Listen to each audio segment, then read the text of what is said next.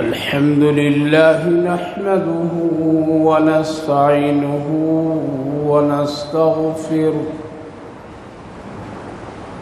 ونؤمن به ونتوكل عليه ونعوذ بالله من شرور أنفسنا ومن سيئات أعمالنا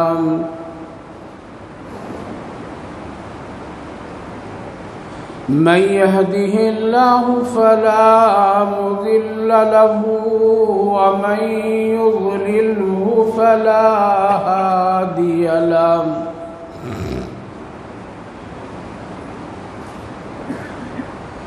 ونشهد أن لا إله إلا الله وحده لا شريك له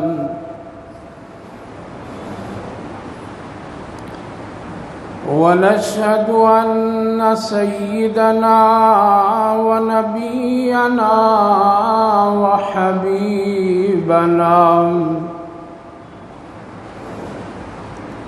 ومولانا محمدا عبده ورسوله وصلى الله تعالى عليه وعلى آله وأصحابه أجمعين أما بعد فأعوذ بالله من الشيطان الرجيم بسم الله الرحمن الرحيم يغفر لكم ذنوبكم ويدخلكم جنات تجري من تحتها الأنهار ومساكن طيبة في جنات عدن ذلك الفوز العظيم صدق الله العظيم وصدق رسوله النبي الكريم ونحن على ذلك لمن الشاهدين والشاكرين والحمد لله رب العالمين۔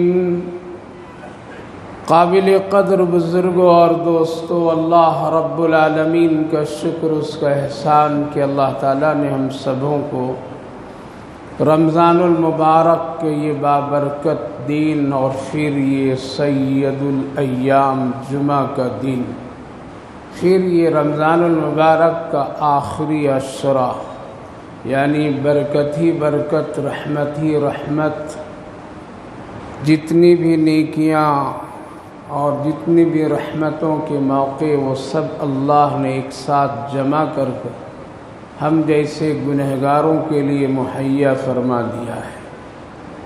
تو آج جمعہ کئی خصوصیات کے ساتھ بہت ہی اہم ہے، اس لیے کہ رمضان المبارک کا یہ جمعہ اور آخری عشرہ، اس کی خاص برکتیں رحمتیں جو ہے اس موقع میں پھر یہ جمعہ جو خود ہی ایک مستقل جمعہ کا اللہ نے اس کے اندر خوبیاں رکھا ہے اور اس کو سید الایام کہا ہے، تو اس حیثیت سے آج کے دن کے اعمال اور آج کے دن کی نیکیاں بہت بڑھ جاتی ہیں، اور بہت خوش نصیب ہیں وہ لوگ جو لوگ آج کے دن اس کا احترام اور اہتمام کر لیتے ہیں۔ تو اللہ نے ہم سبوں کو توفیق عطا فرمائے کہ نماز جمعہ کے غرض سے پہلے پہل مسجد میں آئے ہیں، اللہ قبول فرمائے، آخرت کے لیے نجات کا ذریعہ بنائے۔ بھائی اور بزرگوں، دو جہاں اللہ نے بنایا ہے، ایک دنیا اور ایک آخرت۔ ان دونوں کا بنانے والا اللہ ہے۔ اللہ جس طرح سے ہم اور آپ اس دنیا کو دیکھ رہے ہیں، اسی طرح سے ایک اور دنیا ہے جس کا نام آخرت ہے، اس کو بھی اللہ نے بنایا ہے، اور اس کی بھی تمام نعمتوں اور وہاں کی تمام باغ و بہار بھی اللہ ہی نے طے فرمایا ہے۔ جس طرح دنیا میں رہنے کے لیے ہم اور آپ آسائش، آرام، سکون، چین، سہولتیں چاہتے ہیں، اور اس کے لیے محنت، مشقت، مجاہدے سب کرتے ہیں۔ کیوں؟ تاکہ سکون مل جائے دنیا میں، اچھی روزی دولت مل جائے دنیا میں، اچھا گھر مکان مل جائے، بنا لیں، ہم اور ہمارے بال بچے، آل اولاد خوب اچھے عزتوں کے ساتھ، سکون کے ساتھ اس دنیا میں زندگی گزارے، یہی تو مقصد ہے۔ اور اس کے سوا دنیا کے اور کوئی مقصد نہیں، صرف یہی، خوش رہیں، امن سے رہیں، دولت والے لوگ کہیں، عزت والے لوگ کہیں، کوئی غم نہیں، کوئی فکر نہیں، سدا خوش رہوں، صحت مند رہوں، اسی کی تڑپ اور طلب ہے دنیا میں، اس کے علاوہ اور کچھ بھی نہیں۔ اسی لیے ہم اور آپ خوب محنت کرتے ہیں، خوب کوششیں کرتے ہیں، رات دن سب ایک کر دیتے ہیں، گھر باہر محنت ہی محنت ہے، چھوٹے بڑے سب لوگ دنیا کی فکر اور بنانے، آسائش، آرام حاصل کرنے کے لیے لگے ہوئے ہیں، اور 3 چیزوں پر نظر ہوتی ہے: کھانا، کپڑا اور مکان۔ یہی 3 چیز ہے دنیا کی اصل، باقی چیزیں لوازمات میں سے، کیا ہیں؟ لوازمات میں سے ہیں۔ مثلاً ایک کپڑا اگر ہو گیا، پورا بدن ڈھانک سکتے ہیں اور پردہ ہو سکتا ہے، لیکن اس میں جسم میں لوازمات ہم لوگ لاتے ہیں کہ ایک اندر کا کپڑا ہو، پھر اس کے اوپر ہو، پھر اس کے اوپر بھی ایک اچھا ہو، ہاتھوں میں گھڑی ہو، آنکھوں میں چشمے ہو، انگلیوں میں انگوٹھیاں ہو، زیورات ہو، بہت ساری یہ سب لوازمات ہیں۔ اصل تو لباس ہے ایک جو پردہ پوشی کے لیے ہے، لیکن لوازمات بھی ہم لوگ اس کے اختیار کرتے ہیں، تاکہ کیوں؟ اس لیے تاکہ خوبصورت لگے، اچھا لگے، لوگوں کی نظر میں جچیں، لوگ مجھے بہت اچھا کہیں، یہی مقصد۔ اسی طرح دنیا کی بھی 3 چیزیں ہیں: روٹی، کپڑا اور مکان، اس کے علاوہ کچھ نہیں۔ کھانا جس کو مل گیا، دنیا مل گئی، پہننے کے لیے، پردہ پوشی کے لیے کپڑا مل گیا، دنیا مل گئی، رہنے کے لیے، سر چھپانے کے لیے چھت مل گیا، دنیا مل گئی۔ آقا کریم صلی اللہ علیہ وسلم نے فرمایا کہ انسان کو اتنی ہی دنیا ہے، باقی چیزیں لوازمات ہیں۔ جس کو اتنی چیزیں حاصل ہو گئی، اس کی بھی دنیا گزر جاتی ہے، اور جس کو لوازمات، بہت سارے مسائل ہیں، ان کی بھی دنیا گزرتی ہے۔ تو ایک دنیا کی محنت ہمارے اور آپ کے سامنے، اور ایک ہی مقصد ہے: ہم یہاں خوش رہیں، ہمارے پاس خوشیوں کی ہر ایک چیز رہے، ہمارے اولاد کے پاس میں دنیا کی آسائش اور خوشی سے زندگی گزارنے کے سارے ساز و سامان رہے، کسی طرح کوئی پریشانی نہ ہو۔ اسی لیے محنت رات دن ایک کر کے ہم لوگ کوشش کرتے، کرنا چاہیے، کوئی عرض کی بات نہیں۔ جائز دائرے میں، حلال راستے میں کوشش کرنا بہت اچھی چیز ہے۔ فالتو بیکار بلا وجہ بیٹھے رہنا، یہ تعلیم اسلام کی نہیں ہے، اور آقا کریم صلی اللہ علیہ وسلم کی یہ تعلیم بھی نہیں۔ آپ برابر صحابہ سے پوچھتے تھے کیا کرتے ہو، ایسا نہیں کہ صرف آپ نماز ہی پڑھاتے تھے، روزے ہی رکھتے، بلکہ آپ پوچھتے تھے کیا کرتے ہو، کیا ہے تیرے گھر کا مشغلہ، تیرے گھر کے روزی روٹی کیسی چلتی ہے۔ یہ اللہ کے رسول صلی اللہ علیہ وسلم اپنے صحابہ سے پوچھتے تھے، کہیں ایسا تو نہیں کوئی غلط راستہ تو نہیں اختیار کر لیا ہے، کہیں ایسا تو نہیں مانگنے کا راستہ تو نہیں کھول لیا ہے، کہیں ایسا تو نہیں اور کوئی چوری اور کوئی دوسرے عمل میں تو نہیں جڑا ہے۔ اس لیے آپ پوچھا کرتے تھے کیا کرتے ہو، کیا مشغلہ ہے۔ لوگ بتاتے تھے یا رسول اللہ ہمارا یہ کام ہے، ہم مزدوری کرتے ہیں، غلامی کرتے ہیں، کھیتی باڑی کرتے ہیں، بکریاں چراتے ہیں، اونٹ چراتے ہیں، فلاں فلاں فلاں کام کرتے ہیں۔ آپ کو اگر کسی چیز میں غلطی نظر آتی ہے آپ اصلاح فرماتے ہیں اور اس کو لگاتے، محنت میں لگاتے، ایسا نہیں کہ مانگنے میں لگاتے۔ اللہ کے رسول صلی اللہ علیہ وسلم نے اپنی امت کو بھکاری کی تعلیم نہیں دی، محنت کرنے کی تعلیم دی۔ اسی لیے جب ایک صحابی آئے، یا رسول اللہ گھر میں فاقہ چل رہا ہے، یہ آپ کے لوگ بیٹھے ہوئے ہیں، ذرا ان سے کچھ میری مدد کرا دیجیے۔ آپ نے بلایا اور بلا کر کے فرمایا تمہارے پاس ہے کچھ؟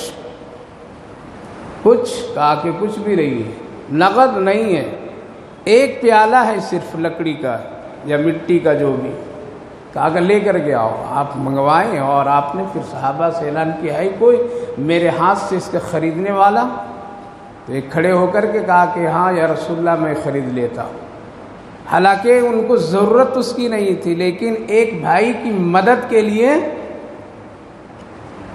خرید رہے تاکہ ایک بھائی کی ضرورت پوری ہو جائے۔ یہ ہے اسلام، یہ ہے عبادت، یہ ہے بہترین اخلاق۔ ہم لوگ کیا کرتے ہیں کہ اگر مجبور بیچے کوئی چیز تو مجبوری سے اس کا فائدہ اٹھا لیں، لیکن اللہ کے رسول صلی اللہ علیہ وسلم کا، صحابہ کا یہ عمل ضرورت نہیں ہے لیکن پھر بھی اس لیے لے رہے ہیں تاکہ اس بھائی کے گھر کی روٹی، یا رسول اللہ میں لے لیتا ہوں۔ کتنے میں لوگ؟ کہا کہ 1 درہم۔ کہا کہ اور ہے کوئی میرے ہاتھ سے اس کو خریدنے والا؟ سمجھ گئے دوسرے صحابہ نے کہ نہیں، نبی 1 میں بیچنا نہیں چاہتے۔ دوسرے کھڑے میں، یا رسول اللہ میں لے لیتا ہوں۔ کتنے میں لوگ؟ 2 میں۔ کہا کہ آ جاؤ۔ آپ نے 2 میں۔ وہ بھی کہتے ہیں کہ مجھے اس کی ضرورت نہیں لیکن میں اپنے بھائی کی مدد کے لیے۔ ہم بھیک دینا جانتے ہیں لیکن مدد کرنا نہیں جانتے۔ اس لیے اللہ کے رسول صلی اللہ علیہ وسلم نے اس کو فروغ دیا، اور آپ نے 1 درہم دی کہ جاؤ بازار سے ایک کلاڑی اور ڈنڈا لے آؤ اور ایک گھر میں روٹی آٹے کا انتظام کرو، تفصیل ہے۔ اور پھر ان کو بھیجا، اور آپ نے خود اس کلاڑی میں ڈنڈے خود اپنے ہاتھ سے لگا کے دعا پڑھ کے دیے، جاؤ اللہ برکت دے، اور جنگل بھیجا۔ 1 ہفتے تک نظر نہیں آ رہا۔ محنت کیجئے، صحیح کیجئے، اچھا کیجئے۔ 1 ہفتے کے بعد آئے تو پھر وہ لکڑیاں کاٹ کاٹ کے بیچیں تو ان کے پاس میں کتنے ہو گئے؟ 6 درہم ہو گئے۔ آپ سے پیش کیا، رسول اللہ اتنے ہو گئے۔ کہا کہ یہ بہتر تھا یا یہ بہتر؟ کہا کہ اس میں مزہ آیا، اس میں لطف آیا، اس میں بہت مجھے خوشی اور اندر سے سکون ہے کہ یہ میرا مال ہے اور مانگنے میں ذلت ہے۔ تو میرے بھائی بزرگ عرض یہ کر رہا ہوں کہ دنیا میں محنت کرنے کے اللہ کے رسول نے حکم دیا ہے، حلال طریقے سے ضرور محنت کیجیے۔ کیوں؟ تاکہ دنیا کے آسائش، آرام، سب سہولتیں حاصل ہو جائے، لیکن یہاں جتنی بھی سہولتیں آپ حاصل کر لیں، ہم حاصل کر لیں، جتنی بھی دنیا کی دولت ہم بنا لیں، جنگل کا جنگل بھر دیں، لیکن اصول اللہ کا یہ ہے کہ خالی آنا پڑے گا۔ یہی اصول ہے اللہ کا، خالی آنا پڑے گا۔ لہذا ایک یہ دنیا اور ایک آخرت، آخرت جہاں سدا ہمیشہ رہنے کی جگہ ہے، وہاں سے لوٹ کر کے کوئی پھر دوبارہ دنیا میں نہیں آئے گا۔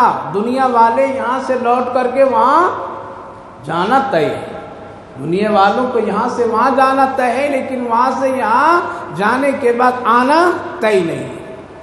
جو گیا وہ آیا نہیں ہے، اور جو آیا ہے وہ روز جا رہا ہے، اس کا جانے آنے کا سلسلہ ہے۔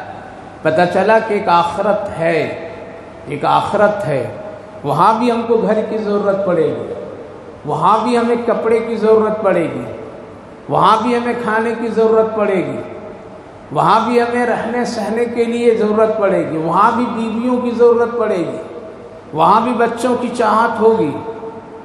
وہ چیزیں کیسے حاصل ہوگی؟ کیا اس کے لیے وہاں جا کے محنت کرنا ہے یا یہاں کرنا ہے؟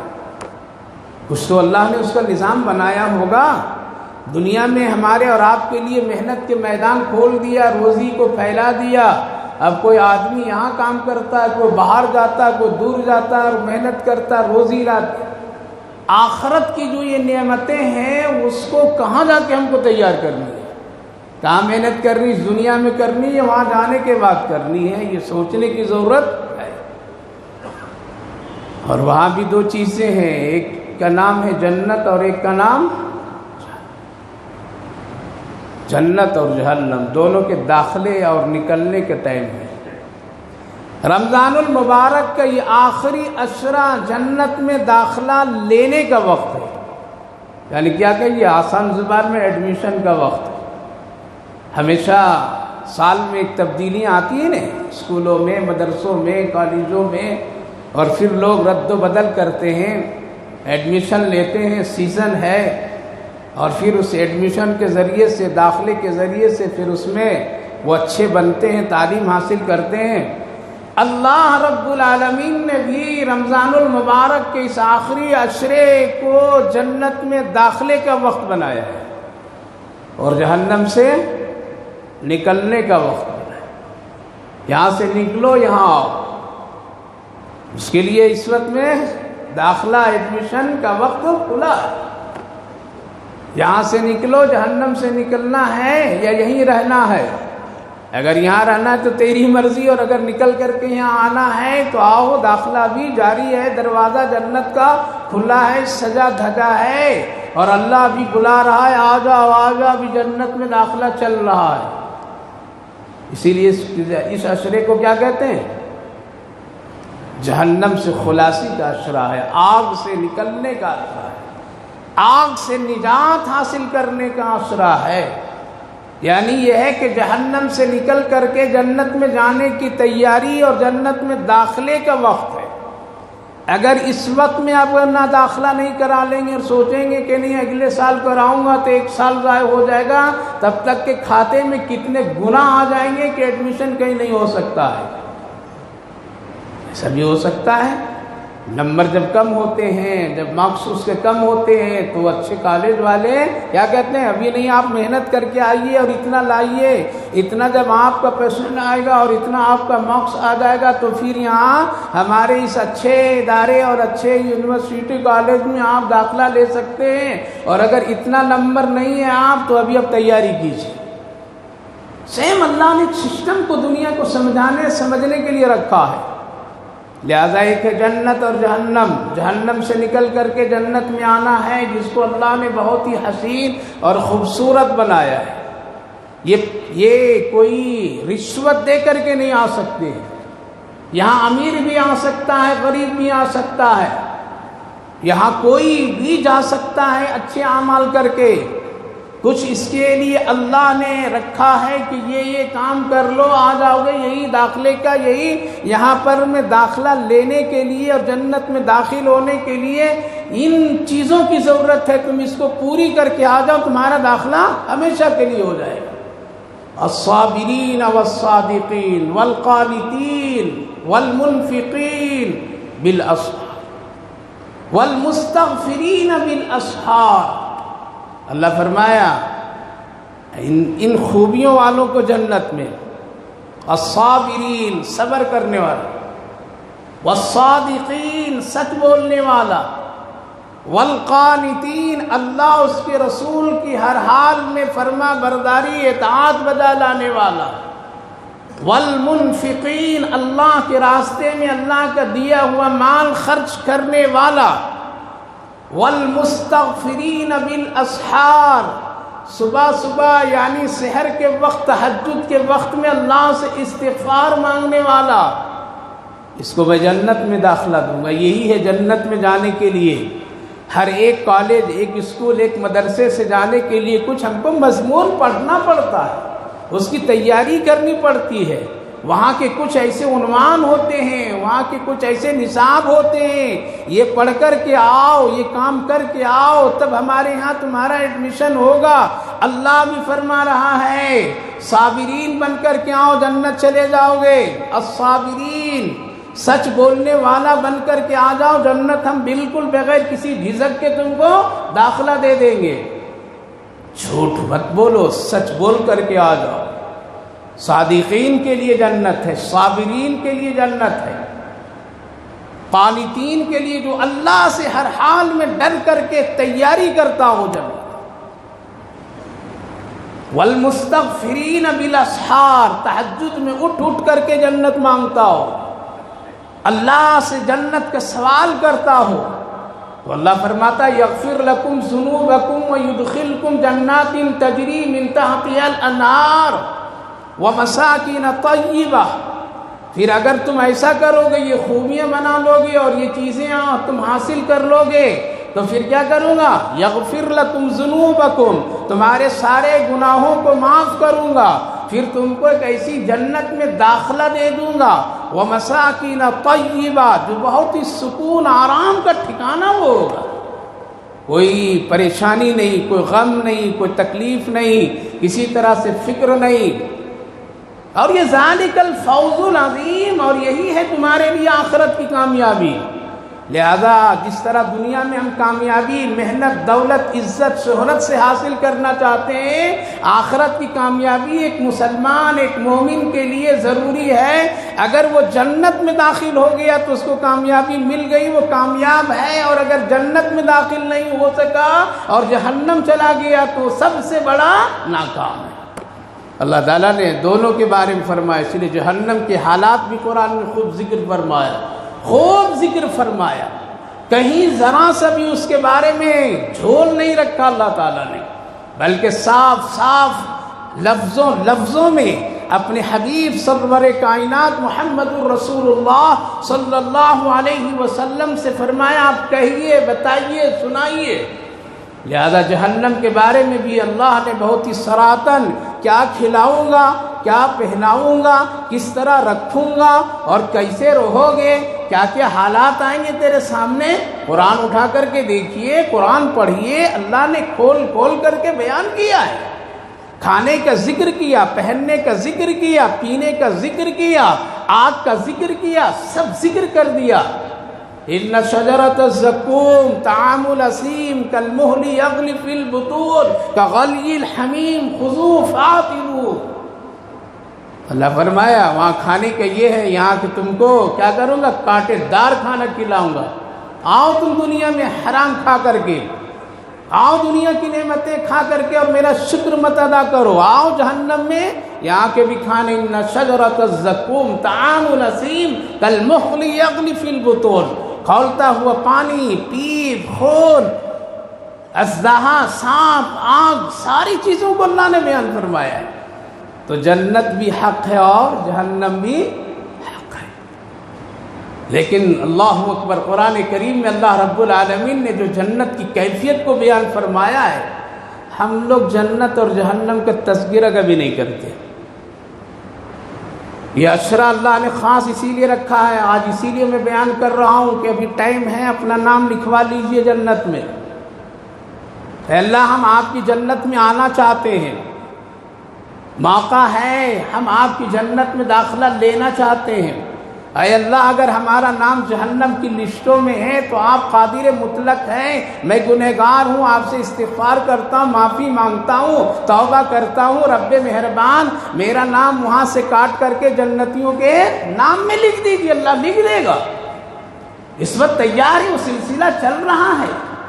اس وقت اللہ فرشتوں کو حکم دیا، دیکھ اگر کوئی چھوٹی سی بھی کسی کی نیکی، رات میں دیکھ، دن میں دیکھ، کہیں بھی دیکھ، اس کو اسی لیے بنایا ہے. اور اگر وہ آنا چاہتا ہے، اپنے دل میں جنت کی خواہش رکھتا ہے، تو ذرا بھی ملے اس کے دل میں جنت کے شوق، لکھ دو جنت.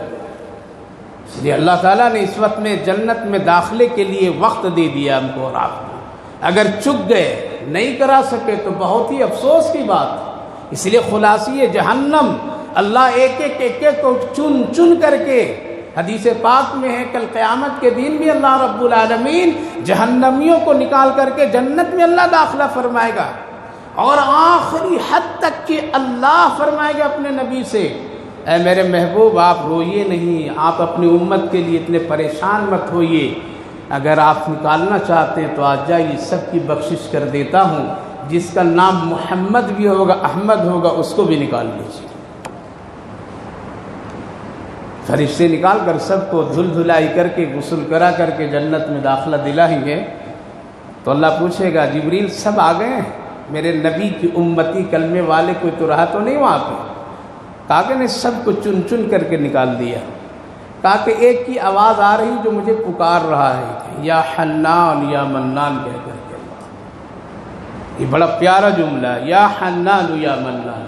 رٹا کیا وظیفہ پڑھا کیجیے، یا حنان یا، اس موقع پر، اس شب میں، یا یہ رات میں، یہ دن میں، یہ عشرے میں، یا حنان یا منان۔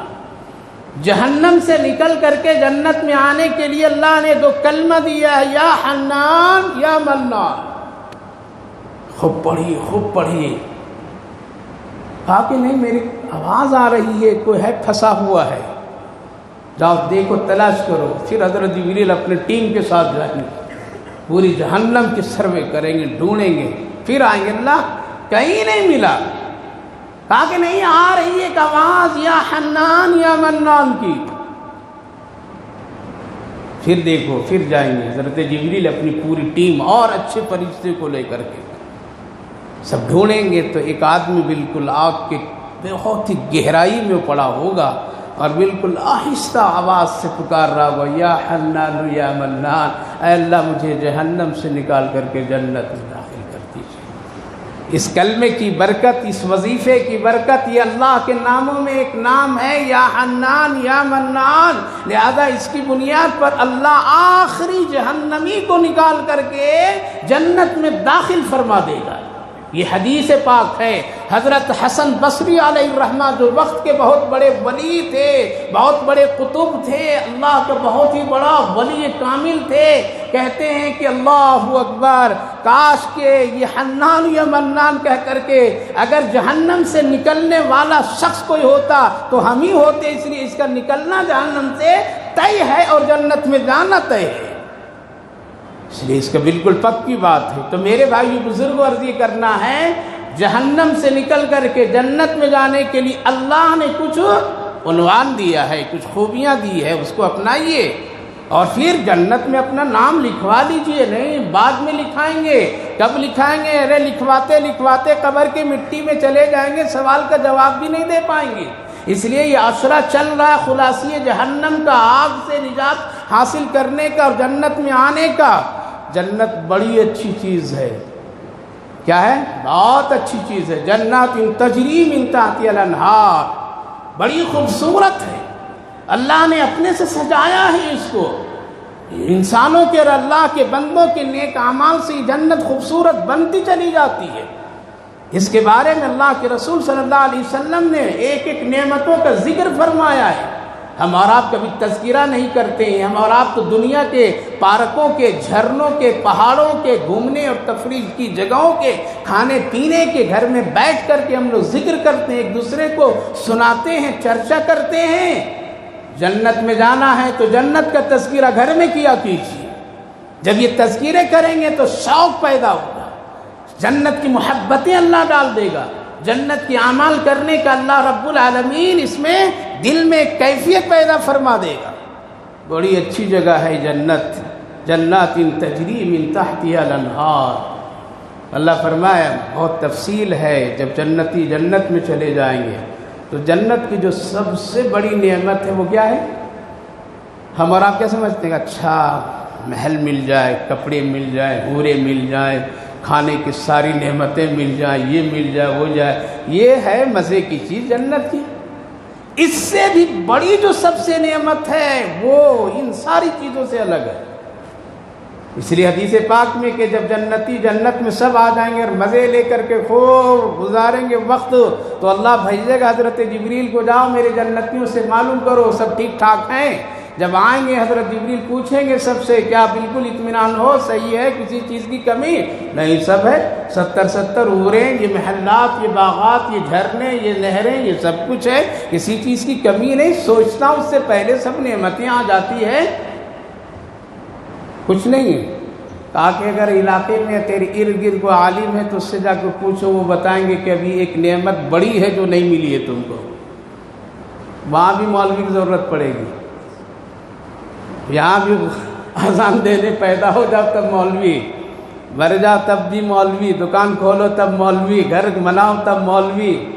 کتنا گرائیں گے ہم لوگوں کو، کتنا ہم لوگوں سے آپ عداوت رکھیے، لیکن ضرورت یہاں بھی وہاں بھی۔ کتنا ہم لوگوں کو حقیر سمجھ لو، لیکن اللہ نے ایک عالم کا مقام جو دیا ہے، ایک حافظ کا مقام دیا ہے، پوری دنیا مل کر کے اس کو کم نہیں کر سکتی ہے۔ معلوم کرو اس علاقے میں اپنے علماء سے، وہ بتائیے۔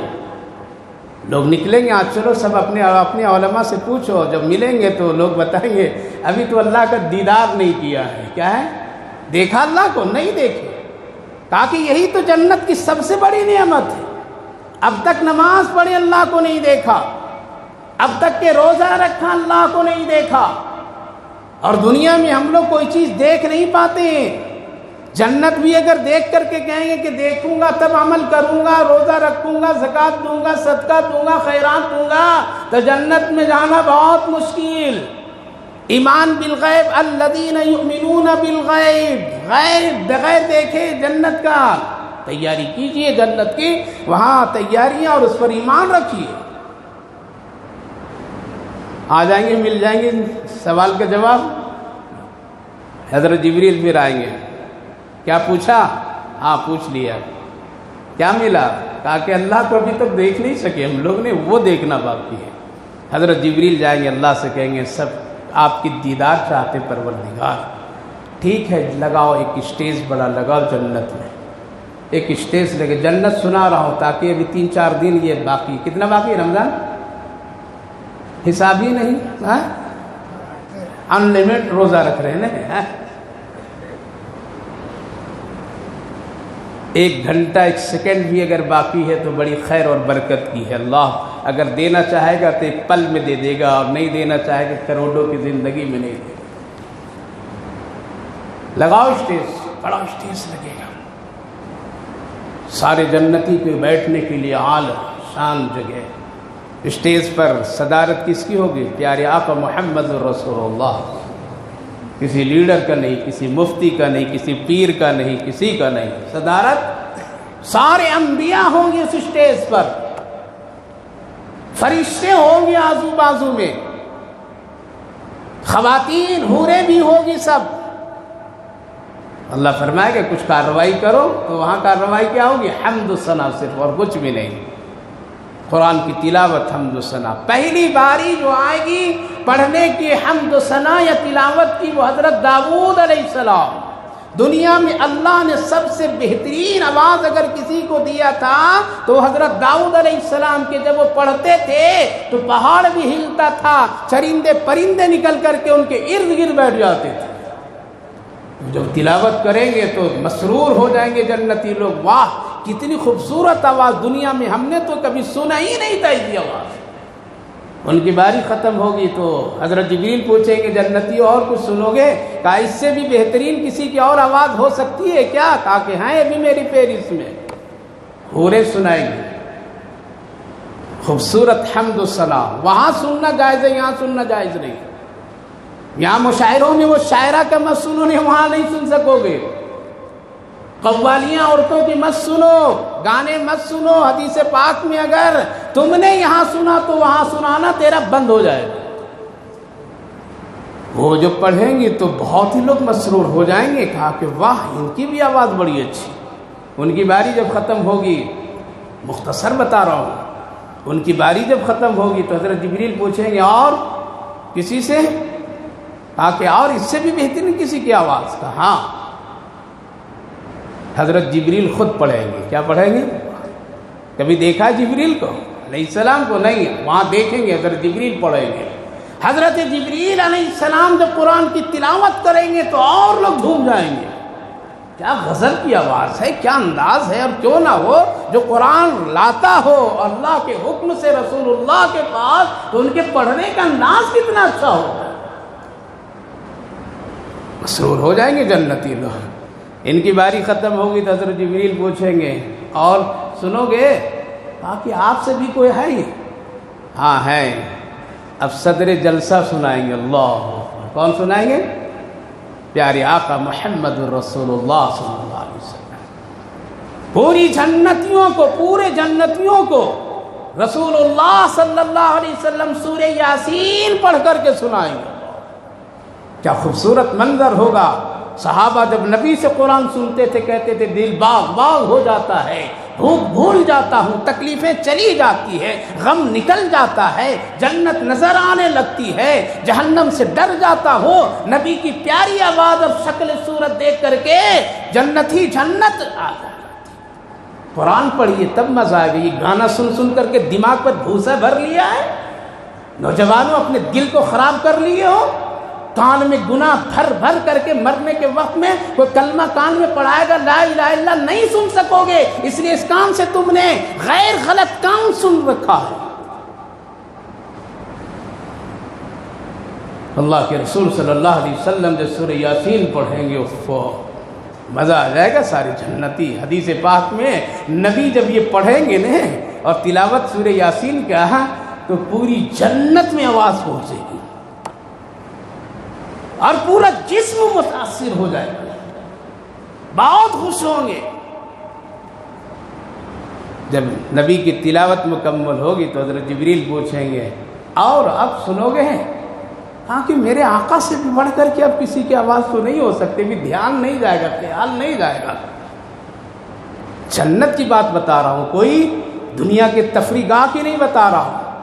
اور یاد رکھیے یہ جنت عبادت سے صرف نہیں ملتی ہے, نماز سے نہیں, روزے سے نہیں, بلکہ یہ جنت کبھی ماں باپ کی خدمتوں سے ملتی ہے. یہ جنت کبھی ماں کے قدموں سے ملتی ہے. یہ جنت کبھی باپ کو خوش کرنے سے ملتا ہے. یہ جنت کبھی کسی غریب کے ساتھ ہمدردی کرنے سے ملتی ہے. یہ جنت کبھی کسی مصیبت زدہ کی مصیبت کو ہٹانے سے ملتی ہے. یہ جنت کبھی ان لوگوں کی دعاؤں سے مل جاتی ہے جس کے دل میں آپ نے سکون کا ذریعہ بنا ہے. اور یاد رکھیے اگر آپ نے کسی کے دل کے سکون ہٹا دیا ہے تو پھر جنت نہیں ملے گی. ماں باپ کو دکھایا ہے جنت نہیں ملے گی. آپ نے کسی کا حق دبا دیا ہے اور اپنی دادا گیری سے اپنی زندگی میں اس کو تکلیف دیا ہے, جب تک کہ نہیں دیں گے حسد ہوگا, جنت میں نہیں جا سکیں گے. دیکھنا تو دور کی بات ہے, رسول اللہ نے فرمایا صلی اللہ علیہ وسلم کہ اس کو جنت کی خوشبو بھی نہیں لگے گی. تو جنت صرف نماز روزے سے نہیں بلکہ خدمت خلق سے. ہارون رشید اور زبیدہ جب شاہ بہل الدانہ سے ملاقات کیے تو پانی میں اس طرح پاؤں مار رہے تھے اور ایک بازو میں گھر بنا رکھے تھے ریت پر. پوچھا یہ کیا ہے اور یہ آپ کیا بچوں کی طرح کھیل رہے ہیں؟ کہا کہ آج مڑ میں ہوں میں. کیا ہوں؟ آج اللہ نے ہم کو ایک بہت اچھی چیز دے دیا. کیا دیا؟ کہا کہ جو بھی آج جنت خریدنا چاہے تیرے ہاتھ سے دے دو, اس کی جنت میں بنا دیتا ہوں. اللہ کہا کہ لوگ زبیدہ لے لو جلدی سے, ابھی ٹائم ہے. یہ ٹائم اگر نکل گیا تو ملے گا نہیں. یہ ٹائم ہے مغفرت کا, یہ عشرہ ہے مغفرت کا. کپڑے کے دھون میں نہ رہو. اچھے کپڑے پہن کر کے مغفرت نہیں ہوگی, دل کو پاک صاف کریں گے تب مغفرت ہو. زبیدہ کہنے لگے شوہر سے شاہ ہارون رشید لے لیجئے. کہا کہ نہیں میں نہیں لیتا, مجھے اس میں وہ یہ بچوں کی طرح کھیلتے رہتے ہیں جہاں چاہتے ہیں, کبھی دھول میں کبھی پانی میں. یہ جنت کیا, جنت تو تہجد سے ملے گی. کہا کہ چھوڑیے آپ نہیں لیتے تو ہم ہی لے لیتے. اتنے 500 میں لے لیے. 500 لیے, پانی میں سارے پیسے کو ڈال دیے. زبیدہ پوچھی حضرت پیسہ آپ نے رکھا نہیں, ہم کو بھی نہیں رہنے دیا, پانی میں ڈال کے ضائع کر دے. کہا جنت دیا نہ جاؤ, بحث مت کرو. چلی گئی. باادب خاتون تھی, شوہر نے تانا بھی دیا, دیکھا پیسے بھی گئے, جنت تیری. لیکن جب رات میں سویا ہارون رشید تو خواب میں دیکھتا کہ میری بیوی زبیدہ بڑی شاندار جنت میں سو رہی ہے. خواب میں بھاگے دروازے پر گیا تو دربان نے روکا, یہ تیری بیوی کی جنت ہے, تیری نہیں, ہٹ یہاں سے جا واپس.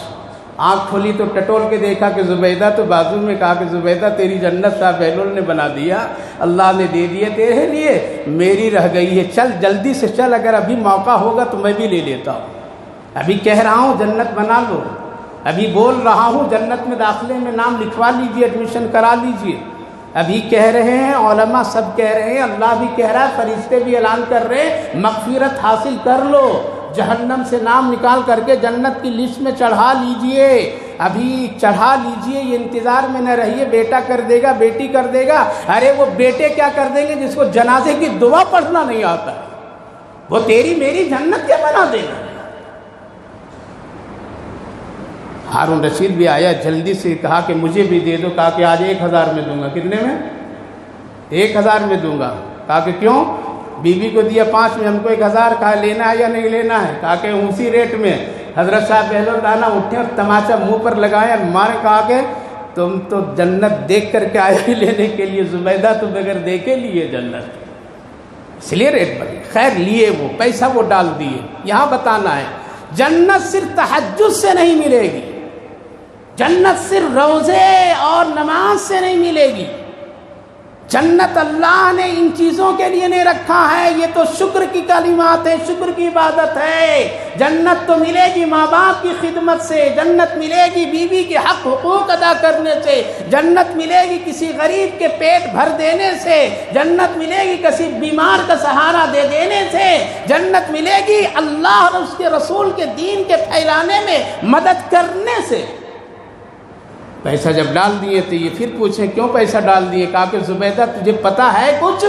ہارون رشید تجھے پتہ ہے جنت کیسے تجھے مل رہی ہے؟ یہاں سے کوسوں میل فاصلے پر غریبوں کی ایک بستی ہے، قحط آ گئی ہے وہاں پر، روٹی کے لیے لوگ تڑپ رہے ہیں، ان کے پاس کھانے کی کوئی چیز نہیں، پیسے نہیں ہیں، مچھلیوں کے لیے جال ڈالے ہیں دریا میں، سمندر میں. دیکھو میرے سامنے کتنی مچھلیاں آ کر کے ہیں، یہ تیرے سکے درہم لے کر کے یہاں ڈالتا ہوں، یہ مچھلیاں نگلتی ہیں، ان غریبوں کے جال میں جا کر کے پھنستی ہیں، وہ غریب مچھلیوں کو نکالتے ہیں اور اس کو کاٹتے ہیں، تیرے دینار و درہم نکلتے ہیں، وہ بازار سے آٹا لاتے ہیں، روٹی پکاتے ہیں، غریب کھاتے ہیں، بچے کھاتے ہیں، بیٹھ کر کے سارے گھر والے دعا دیتے ہیں اے اللہ جس کی دینار و درہم سے ہم نے آٹا لیا ہے، اے اللہ آخرت میں اس کو جنت عطا فرما دے. غریب کی دعا سے ملتی ہے جنت. پھر یہاں لکھ دو گے پرچی کے حضرت جنت الفردوس کی دعا کر دیجئے تو ہوگا، گناہ چھوڑ تب دعا لگے گی. گناہ نہیں چھوڑو گے تو پیر صاحب بھی دعا کر دیں گے، دعا نہیں لگے گی. عرض یہ کر رہا ہوں، بات ذرا لمبی ہو جائے، رمضان ہے، 2-4 منٹ لے لوں گا تو کیا مصیبت ہے. حضرت جبریل پوچھیں گے اور کسی کا سنو گے؟ جنت کی بات بتا رہا ہوں. آگے میرے نبی سے بھی بڑھ کر کے اب تو کسی کی آواز ہو نہیں سکتی ہے. کہا کہ ہاں اب اللہ سنائے گا. اللہ حدیث پاک میں رسول اللہ صلی اللہ علیہ وسلم نے فرمایا کہ جب اللہ کی باری آئے گی تو 70 پردے ہٹیں گے. اللہ رب العالمین پہلی بار جنتیوں کے سامنے روبرو ہوں گے. ہم اپنی پوری آنکھوں سے اللہ کے دیدار وہاں کریں گے. کہاں کریں گے؟ اور جہنم چلے گئے تو اعمال اتنے خراب ہیں، ٹھیک کر لیجئے. اللہ کا دیدار چاہتے ہیں تو جنت کا اعمال کیجئے. 70 پردے سے رب مہربان ہٹیں گے، پردہ ہٹے گا، جلوہ آپ سامنے آئیں گے، انبیاء دیکھیں گے، رسول دیکھیں گے، کتب دیکھیں گے، صحابہ دیکھیں گے، ولی دیکھیں گے، امیر دیکھیں گے، مالدار دیکھیں گے، سب دیکھیں گے، عورت دیکھیں گی، مرد دیکھیں گے، جوان، سب ایک عمر میں دیکھتے رہیں گے. وہ جس پروردگار کے لیے روزہ رکھا تھا وہ میرا مولا یہ ہے. اللہ اکبر. اس آنکھ کو اس لائق بنا لو، اس آنکھ سے اس رب مہربان کو دیکھنا چاہتے ہیں. یہ گندی تصویریں اور گندے کام چھوڑ دو، تبھی دیدار ہو سکتا ہے. لا تدرک الابصار وهو یدرک الابصار. اور اللہ جب آئیں گے اسٹیج پر اور سب کی زیارت دیدار ہو جائے گی تو پھر اللہ کیا پڑھے گا معلوم؟ سورہ رحمان کی تلاوت فرمائیں گے. اللہ اکبر. یہ سورہ رحمان کوئی معمولی چیز نہیں ہے. سورہ رحمان کی تلاوت جب اللہ پڑھیں گے وہ ساری جنتی مسرور ہو جائیں گے. کیا مزہ آئے گا، کیا لطف آئے گا، کیا چاشنی ہوگی. اللہ اپنے کلام پڑھ کر کے جو بندوں کو سنائیں گے، اگر دل میں ایمان ہو تو قسم خدا کی بڑی خوشی ہوتی ہے. اور یہ بتانے والا کوئی ایسا ویسا نہیں بتایا، بلکہ ہم سب کے پیارے نبی سچے رسول نے بتایا. میرے بھائی بزرگوں کہاں ہو؟ اس دنیا کی چکر میں پڑھ کر کے جنت بھول گئے ہو، اس دنیا کے چکر میں پڑھ کر کے اللہ کا دیدار بھول گئے ہو، اس دنیا کے چکر میں پڑھ کر کے اس آنکھوں سے نبی کے دیدار سے محروم ہو. نظر نہیں آتے ہیں. اللہ حفاظت فرمائے. اللہ جب تلاوت فرمائیں گے اور سنیں گے، اور جب تلاوت قرآن سے فارغ ہوں گے، سورہ رحمان مکمل ہوں گے، لوگ مسرور ہوں گے اور جنتی کہیں گے اے رب مہربان اس شکر پر ایک سجدہ ہم آپ کا کر لیں. اللہ فرمائے گا اب یہاں سجدے کی ضرورت نہیں ہے، تیرے ایک سجدے کی میں انتظار تیری دنیا میں کیا کرتا تھا، اب جنت میں نہ کوئی سجدہ ہے نہ کوئی عبادت ہے۔ اللہ اکبر۔ آج اللہ چاہ رہا آؤ مغفرت سجدہ کر، کل نعمتیں جنت میں دیکھ کر کے اللہ کو دیکھ کر کے سجدہ ہم اور آپ کرنا چاہیں گے۔ اللہ فرمائے گا جنت عبادت کے لیے نہیں بنایا ہو بلکہ اپنے بندوں کے لیے یہاں عیش و آرام کے لیے بنایا ہو۔ اے میرے بندو اب تم سے سجدہ نہیں، عبادت نہیں، کچھ بھی نہیں، اب تم سے ایک اعلان کر دیتا ہوں۔ پھر اللہ اعلان کر وَرِضْوَانٌ مِّنَ اللَّهِ وَاللَّهُ بَصِيرٌ بِالْعِبَادِ، اب میں تم سے کبھی بھی ناراض نہیں ہوگا۔ یہ سب سے بڑی نعمت ہے۔ دنیا میں ہم سب ڈرتے رہتے ہیں اللہ کب ناراض ہو جائے گا، کس کام سے ناراض ہوگا۔ نبی بھی ڈرتے تھے اللہ ناراض ہو جائے گا، صحابہ ڈرتے تھے اللہ ناراض ہو جائے گا، صدیق اکبر، عمر، عثمان، علی، طلحہ، زبیر ڈرتے تھے اللہ ناراض ہو جائے گا، بڑے بڑے اللہ کے ولی ڈرتے تھے اللہ ناراض ہو جائے گا۔ لیکن جب جنتی جنت میں اللہ کا دیدار کر لیں گے اللہ فرمائے گا اب میں کبھی بھی ناراض تم سے نہیں ہوں گا۔ وَرِضْوَانٌ مِّنَ اللَّهِ، اور یہ جنت کی سب سے بڑی نعمتوں میں ایک بڑی نعمت ہوگی۔ یہ ہے جنت جو ابھی ایڈمیشن چل رہا ہے، نام لکھائیں گے؟ ہاں نام اپنا لکھا لیجئے، ابھی تاخراتیں باقی ہے، اللہ سے گڑ گڑا لیجئے۔ حضرت رات بھر تجارت کرتے کرتے تھک گیا ہوں، کیا ہوگا؟ تجارت کرتے کرتے تھک گیا۔ میرے بھائیوں بزرگوں، یہ سب ہنگامہ بازیاں رمضان المبارک میں جو کرتے ہیں مسلمان، ذرا سا بھی احساس نہیں کہ کس دن ہم یہ کام کر رہے ہیں، کیا کر رہے ہیں۔ برکت کی راتوں میں ہلٹ بازیاں اتنی ہوتی رہتی ہے۔